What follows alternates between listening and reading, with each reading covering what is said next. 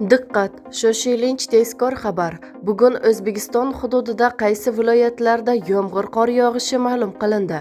Assalomu alaykum hurmatli tomoshabin. Tezkor yangiliklardan birinchilardan bo'lib xabardor bo'lishni istasangiz, videomiz ostida bir dona like va podpisatsiya tugmachasini bosib qo'yishni unutmang. Bugun 4 ta viloyatda yomg'ir yog'adi. Havo harorati 7 daraja iliq bo'ladi. Bugun kunduzi yog'ingarchilik kutilmaydi, faqat Toshkent, Samarqand, Jizzax, Sirdaryo viloyatlarida kunning birinchi yarmida ba'zi joylarda biroz yog'ingarchilik, yomg'ir qorga aylanadi. Ba'zi joylarda tuman tushadi. Harorat kechasi 2-7 daraja iliq, shimolda 0-5 daraja sovuq bo'ladi. Poytaxtimizda ertalab biroz yomg'ir yog'adi, tuman tushishi mumkin.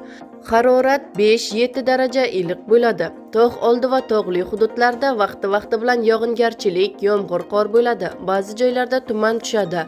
Qor ko'chish xavfi bor. Harorat kechasi 3 daraja sovuq, -2 daraja iliq bo'ladi, deyiladi prognozlarda.